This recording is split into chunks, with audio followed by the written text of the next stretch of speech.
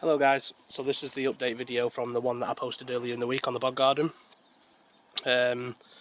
So beginning it, so just the pot that it's in is just a basic plot that I picked up from a garden centre local to me. It's just made out of plastic. It's not like a ceramic or anything like that, or metal look plastic. No drainage holes at the bottom, obviously. A couple of drainage holes that I drilled in around the outsides of the pot, just to make sure that the peat's going across the top. There's 100% sphagnum moss peat, just to make sure that it doesn't get too wet during the rainy parts. It rains quite a lot here where we are. I'm in the northwest of England, so sunny Blackpool, that's where I am. Get a lot of rain up here, especially in the winter time, even in the summer really, so it can overflow quite a lot. This pot is just an experiment. I do like to make little bog gardens all the time, different times of the year with different plants, and experiment with different things. So that's why I'm doing this video, because there isn't really a lot for people in our area, especially in the north of the country. There's a lot from over in America, there's a lot from growers down south where they get much sunnier weather than we do. So I just like to put this video on. Just I'm going to do a running update throughout the year, to keep updated on what it is. So you got the basics. So just plastic pot, 100% spag moss peat up to about here, so about half the depth of the pot is just I bought it as flamingo gravel or flamingo pebble, something like that. It's just from what I've worked out, it's just like chip marble, so hopefully shouldn't seep anything into the water. Come with quite a lot of dust on it, so I had to wash it through quite thoroughly, and I made like a little rock path, so all the way down through the pot, all the way up this side is all like this flamingo chip, so I can easily top up the bog garden when it gets a lot drier in the summer, when we get a lot more sun and it's not topping up with rainwater as it should.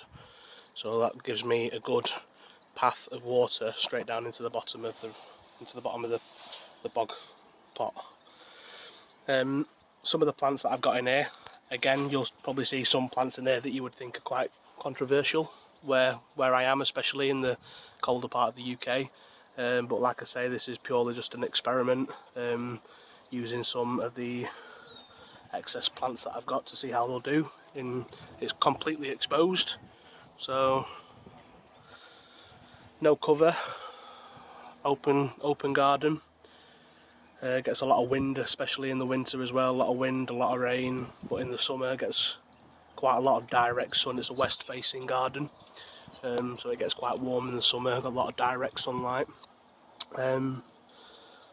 Some of the plants that I've got in here, please excuse if I get some of the pronunciations wrong. You do hear a lot of the pronunciations different depending on who you listen to, so please excuse my poor pronunciation of some of the Latin names. So this is a Pinguicula cultivar I Spy, a nice little cultivar that I've had growing.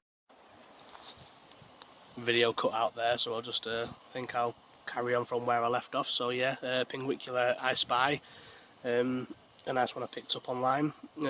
Little baby Drosera, I want to say Angelica, I think I'm pronouncing that right, I might be wrong, do apologise again if I'm pronouncing them wrong. Venus Flytrap, that's a Trev's Red Dente. Picked that up off a supplier off eBay a couple of years back. Grows really nice outside, as all Venus Flytraps do, especially in the climate that I am here, up in the northwest of the UK. Drosera Intermedia, that's another native where I am. Grows wild local here in Cumbria. Venus Flytrap Dcxl. This plant was an absolute monster last year.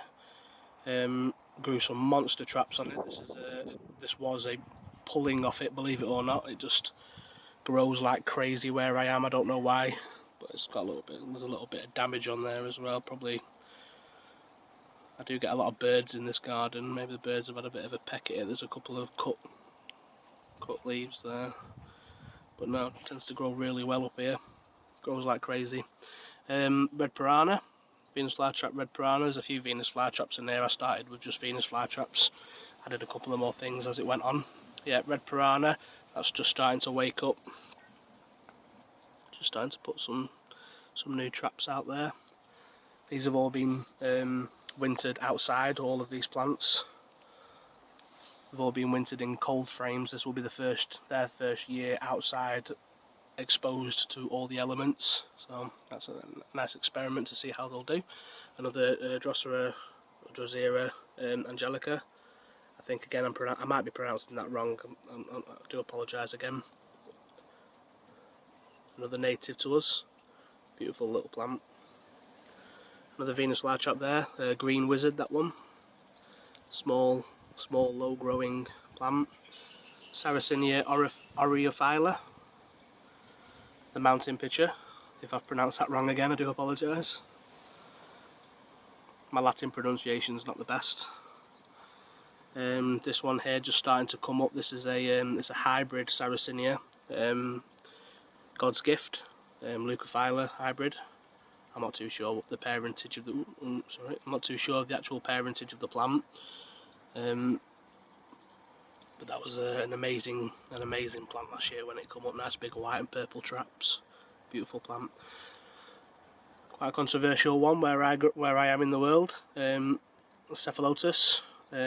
Again, just an experiment growing it outside. This has been outside for about a week or two, and temperatures have dipped here quite a lot in the last couple of weeks. Gone down to 1-2 degrees maybe. I've not actually kept an eye on the weather forecast, but I have gone to work in the morning and my car's been covered in frost a couple of times, so these have definitely had a bit of frost, and these have been out for a couple of weeks and the plants are not even showing any sign of stress. Like, traps are nice and open, they're getting a nice burgundy red colour.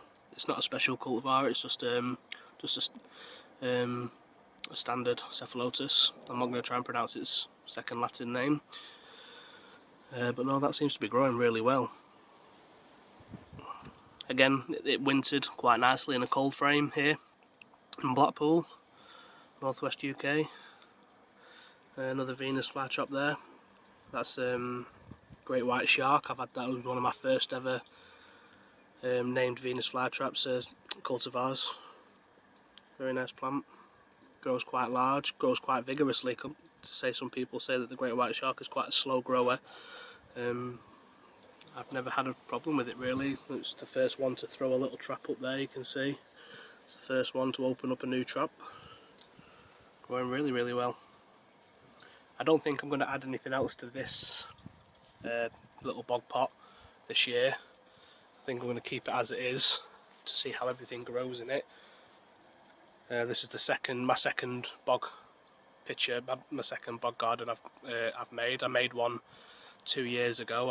I'll do a quick run over of that one in a second. But this one I'm going to keep an eye on it all year. I'm going to upload different videos on it all year and see how it grows through the summer, right through to the winter, even into next spring. I'll keep you updated. See how it grows. I am new to doing videos on YouTube. This is just a passion of mine, and certain plants I do see that don't have a lot of information or videos online, I'm going to try and do my best in my young experience to try and help other people along the way, like other people have helped me. So I will be uploading a couple of videos on little experiments that I've been doing to try and grow certain species of plants. I'll be uploading one soon on a like a sump that I made for Darlingtonia californica, the cobra lily. Another one that I don't see a lot of people sort of growing successfully, especially in this country, apart from like your big nurseries. So yeah, I've made like a little cool little something. I'll do a run over video of that as well in the coming days. But yeah, that's why I've started up this channel, so all your support would be greatly appreciated. Please don't hesitate to correct me on my pronunciations or leave comments on if I've got anything wrong. Like I say, this is all experimental. I am new to it. It's a big passion of mine to grow carnivorous plants, and there's not many people doing it in this part of the world. So yeah, like and subscribe. Thanks guys.